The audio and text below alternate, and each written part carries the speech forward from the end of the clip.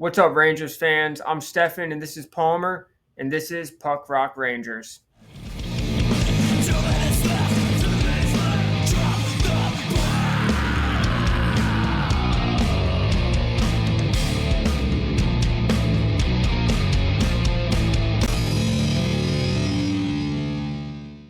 All right, guys, welcome to episode 1 of the Puck Rock Rangers show. I'm Stefan. This is Palmer. We're brothers. We live in Richmond, Virginia, and we're going to take a second to introduce ourselves. So, Palmer? Now, please, enlighten me. Who the fuck are you? Yep, I'm Palmer. Happy to be here with everyone. Just a little bit of background about me and how I became a Ranger fan. I basically just picked my dad's team. Growing up, both my folks are from New York. We were big Yankees fans and Ranger fans too, but more so into the Yankees. But me and my siblings, Stephen, Wayne, and my sister Bunny, all started playing hockey because we fell in love with the now gone ECHL hockey team, the Richmond Renegades, RIP. Used to love going to those games. And we kind of fell in love with the game and then, fell in love with the Rangers at the same time, and that team still had, Brian Leach and Gretz and Adam Graves. I got to see kind of the end of that team. I was a little young when they won the cup. But anyways, started playing hockey, got into it. My first real Rangers memory would be during a New York City trip my family took. My dad took me to a game at MSG, and it ended up being a last-minute Rangers victory with about 30 seconds left against the Boston Bruins. I don't have a lot of memories from that. It's pretty fuzzy, but I do remember some things. I also remember being upset that Gretzky wasn't just destroying everyone, and my dad had to kind of explain to me that it's a team game and it doesn't always work like that. I just expected as a kid him to just be dominant, and he was at the end of his career. But he actually did score a goal and an assist during that game. So I think adult Palmer would have appreciated that more. But and then, really fell in love with the team in my early 20s during the Hank era. Drury, man, this is a state. You understand me? Started watching hockey on my own. Started drinking a little bit, just living life. And the Rangers were a big part of it. And I would have loved to see that team do it. They never did. But what a time, what a team. And that's pretty much it. What about you, Steph? So, I think my fandom started right around 2012, 2013. I actually, growing up, used to be a Colorado Avalanche fan. I loved Peter Forsberg and Joe Sakic and Ray Bourque and Patrick Waugh, that whole team. And it all started because I played roller hockey at this rinky-dink rink, and our team's name was the Avalanche. So you know how that goes. You just kind of, oh well, my team's the same name as a pro team, and I grew up rocking with the Avalanche, and I kind of fell away from hockey for a little while there, and I remember coming to hang out with Palmer, and we watched a game, and he was telling me about this player named Matt Zuccarello, and he was telling me how his nickname was the Hobbit. I was like, well, why is that his nickname? And he was just like, look at him. So you will lead us to the Black Gate. So I was like, oh, hell yeah. So that's kind of what reintroduced me to hockey. I kind of fell away from the Avalanche. I kind of started watching the Rangers. And the more I watched them, the more I figured out it was just such an easy team to love and hate, but more so easy team to love. Yeah. So, like I said, right around 2012, 2013 is when I really kind of started paying attention and loving this team. So there's that. And that's all I have to say about that. All right, so we're gonna start out this show by discussing Laviolette and Chris Drury's offseason. We're gonna kind of give them a grade. We're gonna call it the Laviolette and Drury scorecard or report card, whatever report card. Yeah, it's a report card. I would say, at this for Laviolette, it's grading his last season, his first season with the Rangers, and then Drury, we're gonna kind of give him a report card for this offseason so far. So we're not going to go too back. We're not going to, beat the Buchnevich thing to death. I mean, we already know that was a 0. But we're going to grade those guys on kind of what's going on most recently. All right. So I guess I'll go first. If I was to have to give Laviolette a grade, uh, I would give him a B. If I was to give him an A or an A plus, that would mean Stanley Cup. If I was to give him a C or anything lower, that would mean a bust. But yeah, I like what he's done for this team. He came in, he created some structure. It's a huge upgrade from Gallant. I mean, Gallant just looked like he was an alcoholic and always pissed off. Uh, yeah, but he came in, and within the first couple games, you could really tell the difference, and you could tell that there was some structure in the team with the 1-3-1, and the way they would do the. I don't know, just everything about him. You could see manifest through the way the team played, um, and that's and I mean, shit. His first year, he came in, we won a President's Trophy. I mean, how could you be angry at that? So, B for Laviolette and Chris Drury's off season. I'm gonna give him a B for bum. No, I can't give him no B. He didn't do nothing. We see all the teams around us making all these moves, making a splash. And what is Chris Drury doing? He's diving in the bargain bin again. He's going to Goodwill looking for players. Yeah. I can't give him anything higher than like a C minus or a D plus. Like I can't say an absolute F because I know that you got to play some gymnastics to stay within cap, and I'm not a GM myself, so I assume that there's some things you really got to do and things you're not allowed to do, but Yeah, he's up against. There's some things he's up against for sure. yeah. So like I said, I wish he would do more, but I don't know what I would do. So what do you got for him? So I'll start with Laviolette. Um, I think a lot of Ranger fans, and I was the same. I felt the same way when he was hired. It was not exciting. It was not sexy. We were all just kind of meh. And then to speak for myself, my first memories of him, my first impression was, he was the coach of the Flyers. So I was more known to root against him. And that team back then, you want to talk about some scumbags. But anyways, so he comes in. I don't think anyone's excited about it. We kind of acquiesce to the decision. But I think he won us over. He certainly won me over. So I'll get to the grade and I'll tell you why. I'm giving him an A. An A plus, like Steph said, A plus would have been a cup. But I give him an A, and I really think it's mostly because of what he brought to the team, the culture, the practices. You heard about the practices were super intense.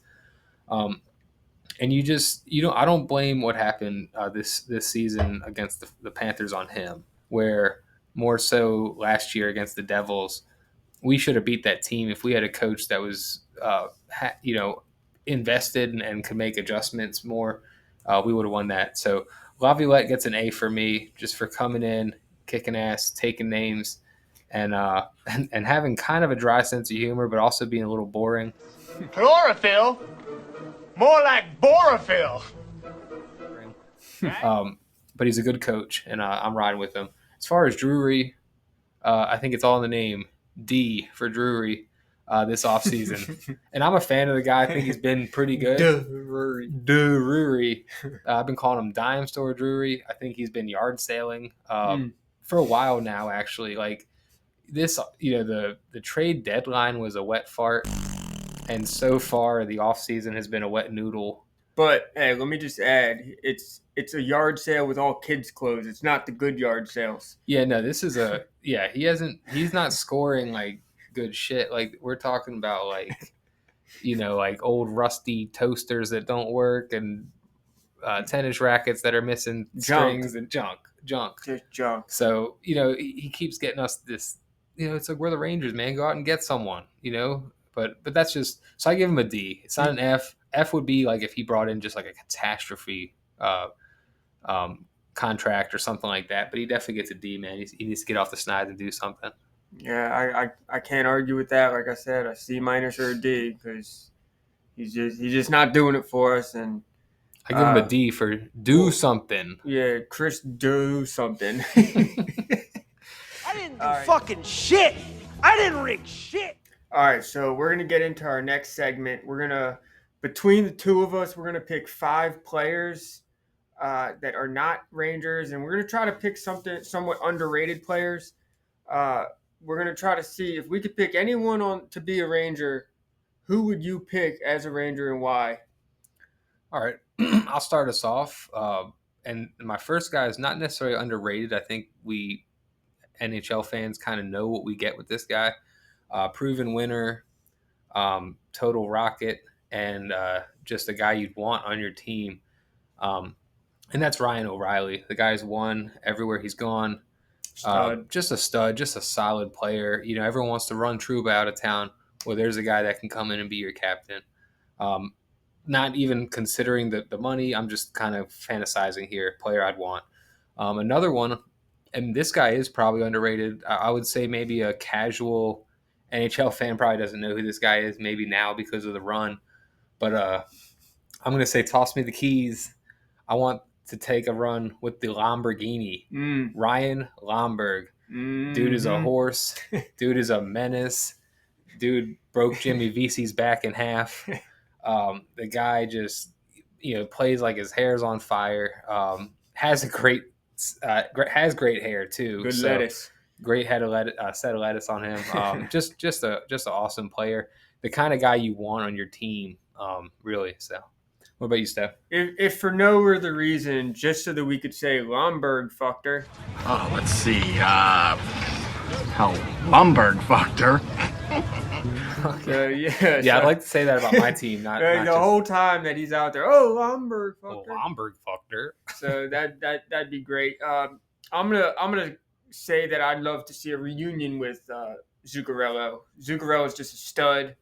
He had that interview when they were asking him about Chris Kreider breaking the power play record for goals or whatever it was that record he broke, and he said, "Oh well, he would have got there quicker if I was on the team still." Just the guy knows how to play. He's the reason I became a Rangers fan. I would love to see a reunion with him.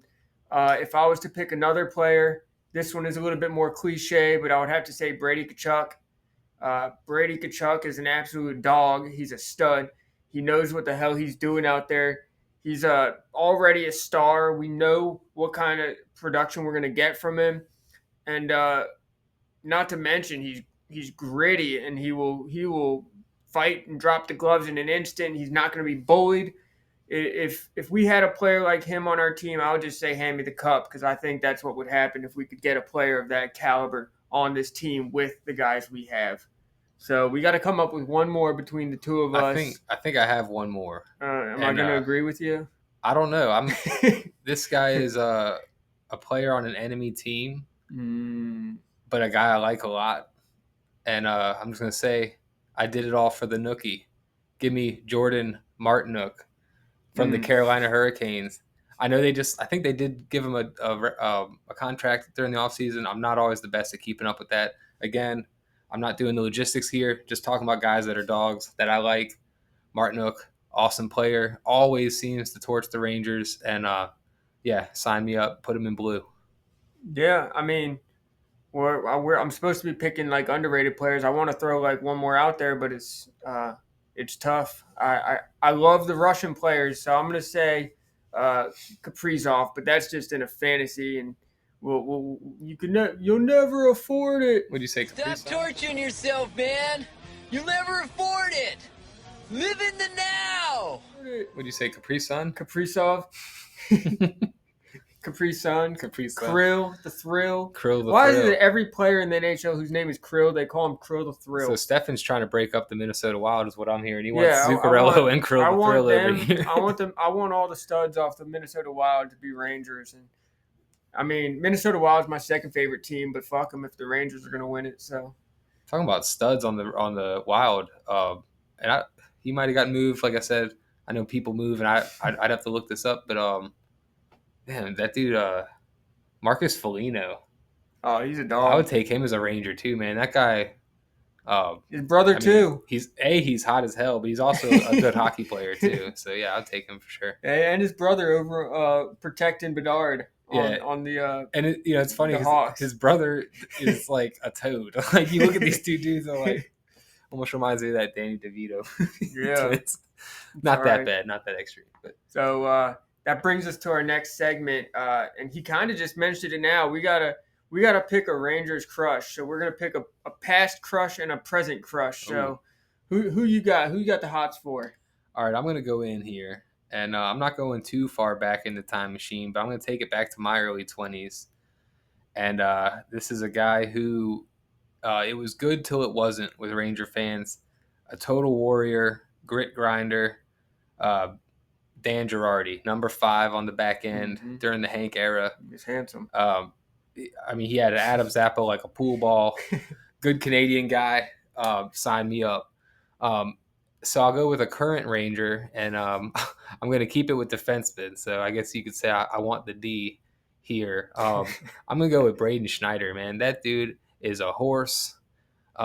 He's great in interviews. He seems like a good kid. I mean, he'll fight if he has to. He plays clean. He plays hard. I mean, that's the kind of guy. Like I don't have kids or anything, but that's the kind of guy you'd want to date your daughter, so to speak. So, and as far as I go, maybe I just buy him a drink or something. But yeah, what a rocket! So I'll go with Braden Schneider. Not to mention the lettuce. Yeah, great lettuce too. Yeah, great jaw. He's got a head on him. Just wonderful. All right, so I'm gonna do my past first, and it's not too far into the past, but Alex Wenberg is a handsome bastard. He is just such a good-looking man, and if it's a damn shame he couldn't score, because if he could, it'd be a whole lot better. I'm starting to blush a little bit, but if you see this Alex Wenberg, don't tell your wife.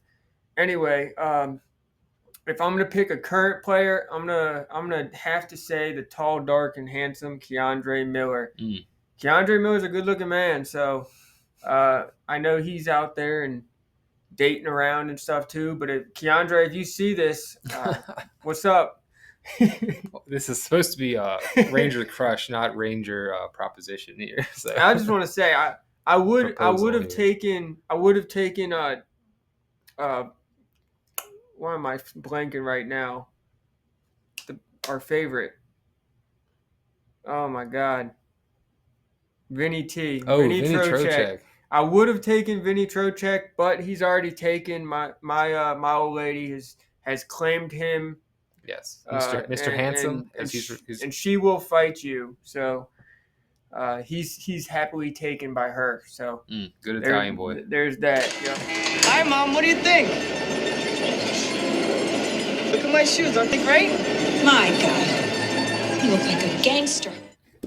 So Capo Caco, what do you have to say for yourself? Insert eye roll here. Stefan and I have a ongoing, sometimes mostly friendly, mostly civil Caco debate.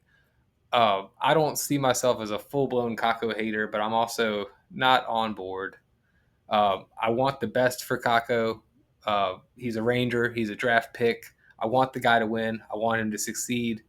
But man, you just watch and you want more. I know, some people like to tug him off for the defensive play, like I'm about to do, like Stefan's about to do, and I'm just not there, man. If it doesn't turn into goals, it's just not there, man. He was drafted. He was supposed to be the second coming of Yager, and he's just not been that.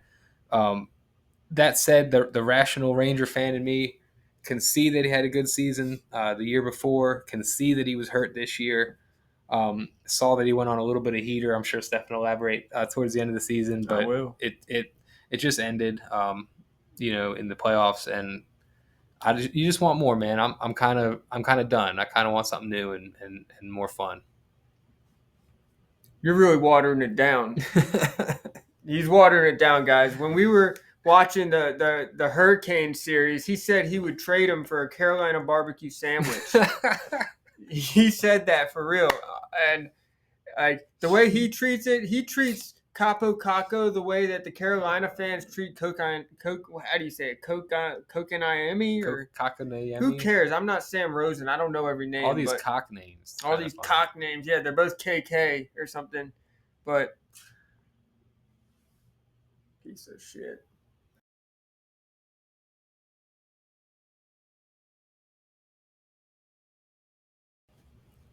So we had this thing throughout the season where anytime that Capo Caco would score a goal or whatever, I would call him on his phone immediately after. And what did you say to me every time that I called you randomly during a Rangers game?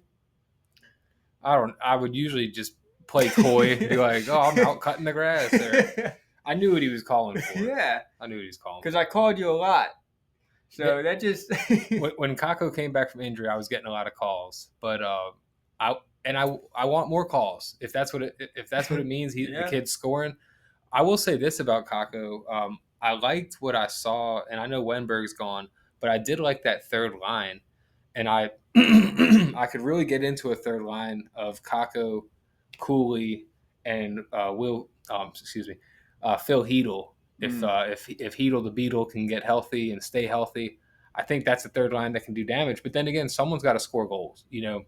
Will Cooley can score goals, but the kid's a rookie. It's on those other guys to kind of drive the play, and we'll see if that happens. We'll see what happens with Kako. I guess doesn't look like he's going anywhere unless Drury wakes up from his slumber, which we don't know if that's going to happen either. So we'll see. Yep, Drowsy. Drowsy Drury. Yeah. So me to combat that, I would just say that I'm going to stroke him off because he's a defensive offenseman, and I like the kid. I like Capo Caco. I think there's more to come for him. Is it possible that he's just not the right fit for the Rangers? I mean, yeah, that's possible. Is it possible he's going to go somewhere else and serve it to us on a platter? That's what I'm afraid of, because that I feel like that's how it always happens. You write him off, you get rid of him, and then then it comes back to bite you, and that's what I don't want to happen. So I'm hoping maybe he gets one more year just to see if he's gonna make something happen.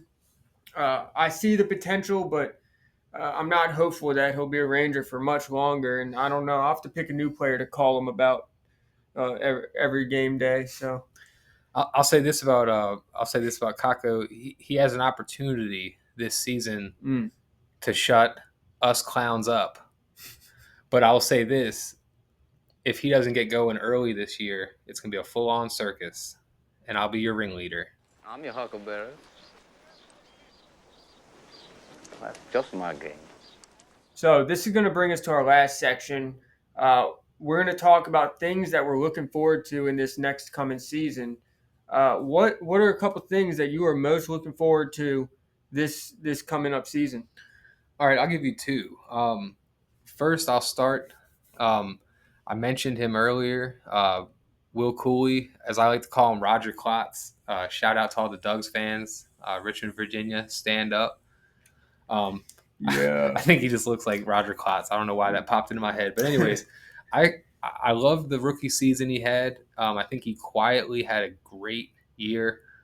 He didn't score a ton of goals, but he scored. He played hard. He was a good teammate. He threw bod. He fought. He was a pest. I think we need more of those kind of guys. You look at guys like Brad Marchand and Sam Bennett. Guys that the name comes up and you just go, oh, I hate that guy. But you only hate him because he's not on your team. Because he's not on your team. I think Will Cooley has an opportunity to kind of be that guy, man. The Rangers haven't had a pest. I mean, I think it's like Sean Avery, and I'm sure I'm forgetting some guys, but we haven't had a pest in a while. So hopefully he's my pest this year, and I look forward to that. And then my second, I'll go with, and feel free to roast me in the comments. Feel free to tell me I'm a genius. Feel free to tell me I'm an idiot. I know this is not going to be a popular one, but I think our captain, my captain, Jacob Trouba, I think he has a big bounce back season. I think he proves all the haters wrong. He might not score 30 goals. He's not Adam Fox, but I think the guy's capable of bringing it back and having a good season, and I very much expect that. And I know people are shitting on him. I kind of like the fact that he wants to stay in New York, man. He wants to finish the job. He likes it here, and Ranger fans should be appreciative at least a little bit of a guy that wants to be here. It takes two to tango. Both parties signed the contract, and we're living with it. And you can't excuse. I mean, he had a shitty playoff. He had kind of a down season. I think Mm-hmm. you put him on the third pair and kind of see what happens. But I expect a big bounce back season from Trouba. I'd be happy to hear from all the haters if I'm wrong, but that's what I expect and I'm looking forward to. So let's go Trouba train. Woo woo! Let's go. Yeah, it's either going to go one or two ways. He's either going to have an FU season and come out blazing and shut everybody up, which is what I'm hoping for. I will gladly shut my pie hole if he comes out blazing and shows us why he's making a fraction of the contract that he's making. So yeah, I mean, I'm excited to see how that pans out as well. Nervous but excited. Yeah. If I was to pick something that I'm really excited to see, it's going to be Alexis Lafreniere. Even though he's French Canadian and we don't like the Canadians, he is an absolute stud and he had such a good season. I think it's just the beginning for him. I mean, we were dying for him to have a breakout season, and that's exactly what he gave us. Uh, I think I saw a stat that said when it came to 5v5 goals, he was within the top 5 or top 10 for scoring 5-on-5, and that's throughout the entire league. So uh, I don't even want to know what he's going to do if he starts getting on the power play and getting some PP1 time. That's a good point. Power play 2 gets about as much time as me and Stefan out there. And the kid's doing, amazing things and really was, him and Igor were our best players in the playoffs. Him, Igor, and you could throw Troch in there too. But all we want is for more players to shut us up. If more players could just shut us up, it would be a wonderful season. So another thing I'm excited about, the Rempire State Building, Matt Rempe. I'm excited to see what he's gonna do. Like, yeah. I know everyone is very, divided on him. Some people hate him. Some people think he's a dud. Some people think he needs to learn how to skate. Whatever. He said it in his exit interview that he's gonna practice on pretty much every aspect, and I believe him. I think he's out there grinding and trying to become a better skater, better player, better puck handler. The fighting is just the icing on the cake. Yeah, I would say with Remps, I'll just come out and say it. If you don't like Rempy, you're an idiot. Mm-hmm. If you aren't excited by Rempy, you're boring. Yep. If you think there's not 31 teams in this league that don't want a Rempy, you're lying to yourself. Delusional. So yeah, I want to see the kid learn to improve his game, but what if, man? What if that kid improves his game? What if we have this 6'8" monster that can skate, that can hit, that can wheel, that can fight? I'm excited by it. For all the all the boring ass people that don't want him to play, they're the same people that want fighting out the game. And I don't want I'm not calling for like the 70s and 80s goon hockey, but how could you not like the kid, man? He comes in, took the league by storm. I've never seen a kid come in and be challenged by almost every team's tough guy like that. And now that little run is over, it's time to play some hockey and see what we got with the kid. Worst case scenario, he's a dog. He's big, and he scored the first goal of the fucking playoffs for us. So I don't know how you can't be excited by it. Don't mind me. I'm just walking off my chubby. I got Stefan excited. All right. Oh man, now that that's gone. No, Matt Rempe, I'm super stoked to see what he's going to do this season. He's a thriller for sure. So I pick you up 8 o'clock? let me start. All right, guys, that's going to do it today for our show. Go ahead and leave a comment on anything that you think we might have gotten wrong, or if we got it right, let us know. If you want to drop the gloves in the comment section, we can do that too. So subscribe to the channel. This is our debut. This is our first one. So we're hoping to maybe find some like-minded Rangers folks to just kind of shoot the shit about. And do you have any last words? Yeah, just basically just want to thank everyone for tuning in. Like he said, follow, subscribe, check us out, give us a chance, let us into your homes, let us into your ears and eyes.